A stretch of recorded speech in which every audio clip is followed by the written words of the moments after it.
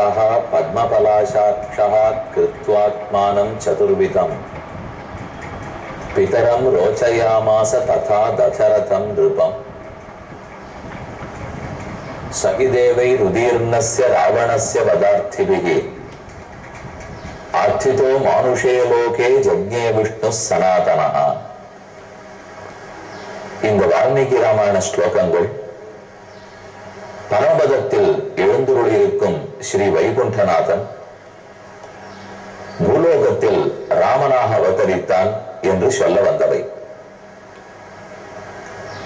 தாமரை போன்ற கண்கள் படைத்த பெருமான் தன்னையே நான்காக பிரித்துக் கொண்டான். தசரதனை தந்தையாக வடித்து கௌசல்யை தாயாக ஏற்று பூலோகத்தில் ராமனாகவும் மேலே அவன் தம்பிகளான பரதன், இலக்குவன், சத்ருகனாகவும் அவதரித்தான். ஏதற்காக அவதரித்தான்? ராவணன் போன்ற துஷ்டர்களை அழிக்க, குகன், சுக்ரீவன், ஹனுமான், விபீஷணன் போன்ற நல்லவர்களை காக்க. இதுவே ராமனுடைய அவதார பிரயோஜனம். அர்த்திதோ மானுஷே லோகே ஜக்ஞே விஷ்ணு சனாதனஹ. சனாதனனான எம்பெருமான் சனாதன தர்மத்தை காப்பதற்காக பரமபதநாதன் வைகுண்டநாதனாக எழுந்துருளி இருந்தவன் தற்போது ராமனாக பூலோகத்தில் அவதரித்தார். இதுதான் வால்மீகி ராமாயணத்தின் தொடக்கம். அதன்படிக்கே ஒரு திவ்ய கஷேத்திரத்தில் பெருமான் இன்றைக்கும் பரமபதநாதனாக, அருகே கோதண்டராமனாக பக்கத்துல ஒரே சன்னிதானத்தில் எழுந்தருளி இருக்கிறார். அங்குதான் நாம் இப்போது தரிசிக்க செல்லுகிறோம். அரக்கோணம் அருகே இருக்கும் காவேரிப்பாக்கம் ஷோலிங்கர் சாலை, அதிலே 7வது கிலோமீட்டரில் திசைமுகன் சேரி என்னும் கிராமம். அதை இன்றைக்கு சேரி ஐயன்பேட்டை என்றும் கூறுகின்றனர். ஆனால் அன்றிலிருந்து பெயர் திசைமுகன் சேரி. திசைமுகன் என்றால் நான்முகன். 4 திசைகளிலும் ஓரொரு திசைக்கு ஓரொரு முகமாக அவருக்குள்ளது. ரிக்வேதம், யஜுர்வேதம், சாமவேதம், அதர்வண வேதம் என்கிற 4 வேதங்களையும் ஓதிக்கொண்டே இருப்பதற்காக அவர் நான்முகத்தோடே இருக்கிறார். அவர்தான் உலகத்தை மேன்மேலன படைப்பவர், வெஷ்டி சிருஷ்டி செய்பவர். அப்படிப்பட்டவர் ஒரு முறை திருமாலை குறித்து தவம் புரிந்தார். அவருடைய கொப்புள் நாபியில் தோன்றிய தாமரையில் பிறந்தவர் தானே பிரம்மா. தாமரையே இருப்பிடமாக கொண்டவர் திருமாலை குறித்து தவம் செய்து, தேவரீருடைய உண்மையான தரிசனம் அடியனுக்கு வேணும், உலகத்தின் உண்மைகளை எப்படி பிரம்ம பாவனையோடே இருக்க வேண்டும் என்பதனை கூற வேண்டும் பிரார்த்திக்க, பெருமான் உடனே தானே பரமபதனாக பரமபதத்தில் எழுந்துருளி இருக்கும் கோலம் சற்றே மாறுபட்டு பூலோகத்தில் இப்போது நாம் சேவிக்கும் திசமுகன் சேரியில் பெருமான் எழுந்துருளி இருக்கிறார். பக்கத்து சன்னதி கோதண்டராமனுடைய சன்னதி. ஆழ்வாராச்சாரியர்கள் அனைவரும் உள்ளனர். இப்படி எல்லாம் சேர்ந்திருக்கும் இந்த சன்னிதானத்தை அடைகிறோம். ரொம்ப ஆச்சரியமான கோயில். 1881 அப்போது இது நன்றாக புனர் நிர்மாணம் செய்யப்பட்டு இன்னைக்கு இருக்கும் கோலத்தில் உள்ளது. கோயிலுடைய வாசலை எல்லாம் தரிசித்துக் கொண்டோம். அற்புதமான சன்னிவேசம், சுத்தமாக பராமரிக்கப்படும் கோயில். உள்ளே போனால் கருடன் சன்னதி. பெருமான் வைகுண்டநாதன் பரமபதநாதன் அவர் எப்போது புறப்பாடு கண்டுள்ள வேண்டும் என்னாலும் தயார் நிலையில் கருடன் இருக்க வேண்டும்.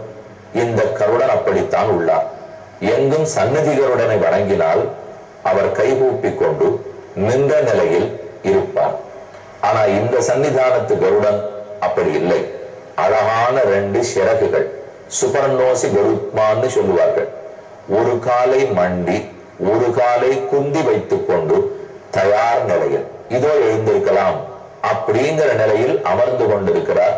தாசசகா ஆசனம் வாகனம் வேதாத்மா விஹகேஸ்வரா என்று யாமுனாச்சாரியர், ஆளவந்தார்ங்கிற மகாச்சாரியர் ஸ்தோத்திர ரத்னம்ங்கிற துதி நூலில் ரொம்ப ஆச்சரியமா கருடனுடைய பெருமையை பற்றி குறிப்பிடுகிறார். கருடனை சேவித்துக் கொண்டோம். பிரம்மாவே தவம் புரிந்த இடம், அந்த தவத்தை மீச்சி வைகுண்டநாதன் சேவ சாதித்த இடம். இந்த இடத்தின் சீர்மை மேற்கொண்டு பரமபதநாதன், கோதண்டராமன் ஆகியோரை அடுத்த நாள் சந்திப்போம். தற்போது சுந்தர காண்டத்தின் இறுதியை நெருங்கி கொண்டிருக்கிறோம். இப்ப நாம் இருக்கிறது 64வது சர்க்கம். ததிமுகனாலே வரவேற்கப்பட்டு ஹனுமான், அங்கதன், ஜாம்பவான் மற்றும் வானரர்கள் கிஷ்கிந்தையை வேகமாக அடைந்தார்கள். அவர்கள் ராமன் அருகே போய் செய்தி சொல்ல வேண்டும். வெகு தூரத்தில் வந்து கொண்டிருக்கிறார்கள். அப்போது அவர்களை கண்ட சுக்கிரீவன் பக்கத்தில் இருந்த ராமனோடு பேசுகிறான். ராமா, கவலைப்படாதே. ஏன் ராமன் கவலைப்பட்டானா? ஹனுமான் வருகிறார்னு தூரத்தில் பார்த்தவுடன் என்ன ஆயிற்றோங்கிற தவிப்பு ராமன் உள்ளத்தில் பிறந்தது. போனவர் திரும்பி வந்துட்டாரே, நாள் கடத்தி வந்திருக்கிறாரே, என்ன செய்து கொண்டு வர போகிறாரோ என்ன இப்ப தெரிஞ்சுடுமே. நாம தேட போயிருக்கிற அளவுக்கு கூட கிடைப்பார்கள்ங்கிற நம்பிக்கையில் இருப்போம். ஆள் வந்தாச்சு. இப்போ உண்மை இப்ப தெரிஞ்சுக்க போறது இல்லையோ. ஒண்ணும் இந்த இருக்கிற பயம் சுகமா மாற போறது, இல்ல பயம் துக்கமாக முடிந்து போற போகிறது. ஒன்றின் எதிர்பார்ப்பு தான் பயம். தப்பானது நடந்துடுமோ, நல்லது நடக்காதோ, நமக்கு பிடிக்காதது நடந்துடுமோ, இதுதான் நம்ம கிட்ட இருக்கிற பயம். அந்த பிடிக்காதது நடந்துடுச்சுனால், நடந்ததுன்னு தெரிந்தால் பயம் துக்கமா மாறிடும். அது இல்ல தப்பிச்சுட்டோம்னு தெரிஞ்சா பயம் சுகமா மாறிடும். அப்ப பயம்ங்கிறது ஒரு எதிர்பார்ப்பு. உள்ளூர் இருக்கும் பந்து போல சுருட்டின்னு வயத்தை அடைக்கிறது, நெஞ்சு அடைக்கிறதுங்கிறமே ஒரு எதிர்பார்ப்பு. கெட்டது நடந்துவிடக்கூடாதே, நடந்துடுமோ, நல்லது நடக்கணுமே, நடக்காத போயிடணுமோ அப்படிங்கிறது. இப்ப நம்ம உறவுக்காரர்கள் யாரான மருத்துவமனையில் இருந்தாலும் நல்லதே நடக்கணுமே, பரீட்சை யாரான எழுதிட்டு வந்திருந்தா 98 வரணுமே, இதெல்லாம் எதிர்பார்ப்பு. அந்த எதிர்பார்ப்பே தான் பயமா உருவாகி நிற்கும். அதன் முடிவு தெரிஞ்சு போச்சுனால் அப்புறம் பயம் போயிடும். ஒண்ணு அது இன்பமா போயிடும், இல்ல துன்பமாக முடிந்து போகும். இப்ப ராமன் எதிர்பார்த்து கொண்டிருக்கிறார். அவரை சமாதானப்படுத்துகிறான் சுக்ரீவன். இன்னொரு 10 நிமிஷம் விட்டா ஹனுமாரே வந்துடுவார். ஆனா அதற்குள் அந்த தவிப்பு ராமனுக்கு வேண்டாம் என்று சுக்கிரீவன் சமாதானப்படுத்துகிறார். அதை சொல்லுகிறார். சமாஸ்வசிகி பத்ரந்தே திருஷ்டாதேவீன சம்சய. சமாதானப்படு ராமா, சீதை கண்டிப்பாக பார்க்கப்பட்டாள், எனக்கு சந்தேகம் இல்லை. நாதந்து மிக சக்கியம் தைரதீத சமயரிக அங்கதஸ்ய மகர்ஷாச்ச ஜானாமி சுபதர்சன. அங்கதனுடைய ஆனந்தத்தை பார். 30 நாட்கள் தாண்டி இருந்தாலும் இவர்கள் வரும் தோரணையை பார். இந்த ரெண்டையும் பார்த்தாலே போன காரியம் வெற்றிங்கிறது தெரிஞ்சு போச்சு. கௌசல்யா சுப்ரஜா ராம சமாஸ்வகிஷி சுவ்ரத திருஷ்டாதேவீன சந்தேக நச்ச அன்னேன ஹனுமதா. ஏ கௌசல்ய பெற்ற செல்வனே ராமா, கௌசலதன் குலமதலாய் என்று குலசேகராழ்வார் திருக்கண்ணபுரம் சபரி பெருமாளை பாடியிருக்கிறார். மண்ணு புகழ் கோசலதன் மணிவெயில் வாய்த்தவனே, தென்னிலங்கை கோன்முடிகள் சிந்து வைத்தாய் என்று 10 கோஷலங்கள். அதுதான் கௌசலைதன் குலமதல், சனகந்தன் திருமருகன் என்றெல்லாம் பல பெயர்கள். சனகனுக்கு மருமகன், கௌசலை பெற்ற செல்வம், தயரகனுடைய திருக்குமாரன். அப்படிப்பட்ட ராமா சமாஸ்வசிகி, சமாதானப்படு, கவலைப்படாது.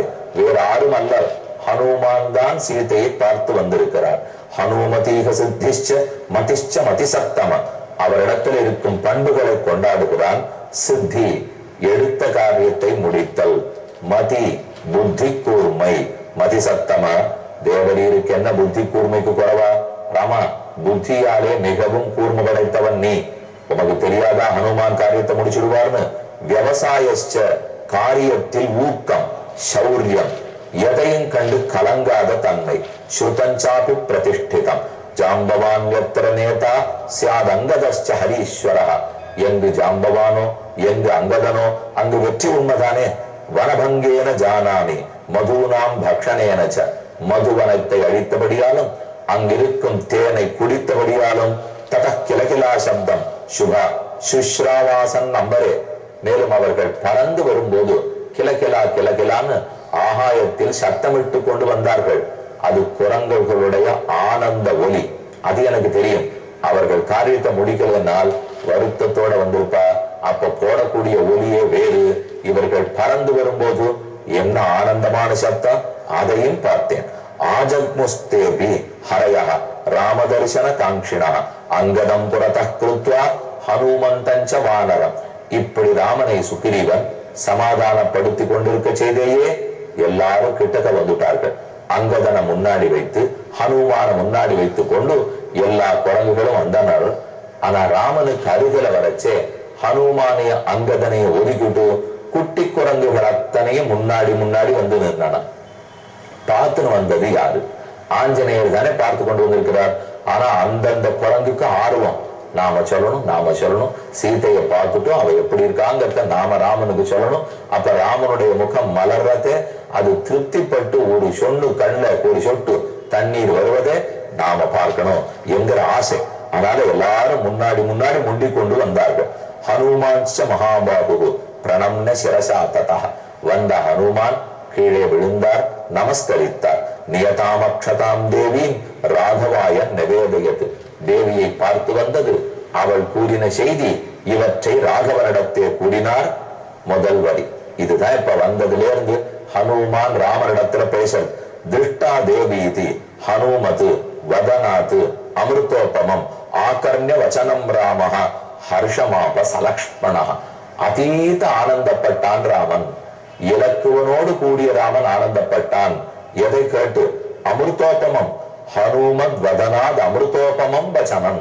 ஹனுமானுடைய வாயிலிருந்து அமிர்தத்தை ஒத்த அமுதம் குடிக்கிறதுன்னு சொல்றனே, அமுதத்தை வாயால் பெருக வேண்டும். ஆனா இந்த அமுதம் ஹனுமானுடைய வாயிலிருந்து வந்த வார்த்தையாகிற அமுதம். அந்த அமுதத்தை ராமன் காதுகளால் தான் பருகினான், வாயால் பெருகவில்லை. அப்படி என்ன அமுதம்? வாயிலிருந்து கூட அமுதம் வருமா? காதால கூட அமுதத்தை குடிக்க முடியுமான்னா, சீதை காணப்பட்டாள் அப்படிங்கிற அமுதமான வாக்கு. இதுக்குத்தானே இப்ப ராமன் எதிர்பார்த்துட்டு இருக்கார். ரெண்டே சொல், சீதை காணப்பட்டாள். ஆனா சீதை காணப்பட்டாள்னு சொல்லல. நாம இருந்தா எப்படி வைப்போம்? எழுவாய், பயனிலை, செயற்படு பொருள், இதெல்லாம் இந்த வரிசையில் இருக்கும். ராமன் இலங்கைக்கு சென்றான், ராமன் சேது கட்டினான். ஆனா நம்ம யாருப்ப கட்டினான் சேதுவை ராமன் இப்படி ரொம்ப எழுத மாட்டோம். தப்பு இல்லை. ஒரு இலக்கணிப்படி பார்த்தோம்னா ஒரு பெரிய குற்றம் வந்துடாது, எழுதலாம். ஆனா அது ஒருவேளை கவிதை எழுதும் போது கூட பிரயோகப்படுத்துவாளே விட உடனடை எழுதச்சே பண்ண மாட்டாளோ இல்லையோ. அப்போ ஹனுமான் என்ன சொல்லியிருக்கணும்? சீதை காணப்பட்டாள், சீதையை பார்த்தேன் என்று கூறியிருக்கணும். ஆனா ஸ்லோகம் அப்படி இல்லை. திருஷ்டா தேவீதி ஹனுமது, ஹனுமானுடைய வாயிலிருந்து அமுதம் ஊற்றிற்று. திருஷ்டா தேவி, பார்க்கப்பட்டாள் தேவி, பார்க்கப்பட்டாள் சீதை. ஏன் சீதை பார்க்கப்பட்டாள்னு சொல்லல? இதே போலத்தான் கம்பர் எழுதினார். கண்டேன் சீதையை, கண்டனன் கற்பினு கனியை கண்களால் இரும்புறை என்பதொன்னும் இருப்பிறப்பென்பதொன்னும் கலிநடம் புரிய கண்டேன். அதாவது இருப்பிறப்பென்பதொன்னும் இரும்புறை என்பதொன்னும் கற்பனும் பெயரதொன்னும் கலிநடம் புரிய கண்டேன் என்று மூன்றையும் சேர்த்து கண்டேன் சீதைன்னு அவர் எழுதினார். ஏன் யாருமே சீதையை கண்டேன்னு சொல்ல மாட்டேங்கிறார்கள்? ஒருவேளை இதை சொல்றதுக்காக ஆஞ்சநேயர் சீதையை சீதை அப்படின்னு முதல்ல சொல்லியிருந்தாருன்னு வச்சுங்களேன். ஓஹோ, சீதைக்கு என்ன எடுத்தோ என்ன, அதுக்குள்ள ராமன் ரொம்ப நடுங்கி போயிருக்கணும். அது கூடாதுன்னு என்ன கண்டேன். அப்ப சந்தேகமே இல்லையோ. முதல் சொல்லிலேயே சந்தேகத்தை தீர்த்துடுறோம். எந்த ஒரு துக்கப்படுறதுக்கு வாய்ப்பையே வெட்டிடுறோம். இந்த பேச்செல்லாம் நம்ம புரிந்து கொள்ள வேண்டும். ஏன்னா நாம மெதுவா ஒரு விஷயத்தை சொல்றதுக்குள்ளே அதோட தொடர்புடையத 10 நிமிஷம் பேசிட்டா கேட்டு இருக்கிறதா என்ன சொல்ல வரான்னு தெரியாத தவிச்சிருவாள் இல்லையோ. சாமி எல்லாமே சரி, நீ அவர் இருக்காருங்கிறீரா போயிட்டாருங்கிறீரா என்ற அளவுக்கு ஒருத்தருக்கு துடிப்பு வந்துடாதா? அதனாலதான் கண்டேன்னு முதல்ல சொல்லிட்டா, கண்டேன்னு விட்டா துடிப்பு அடங்கிடும். ராமனுக்கு அந்த ஒரு நிமிஷ கவலையை கூட கொடுக்க கூடாது என்று ஆஞ்சநேயர் கூறினார். ராமன் அதை கேட்டு பேர் வகை அடைந்தான். இன்று முழுவதும் ராமன் சீதையை கேட்ட ஆனந்தத்தோடு இருக்கட்டும். மேலே தொடர்வோம். ஒரு முக்கிய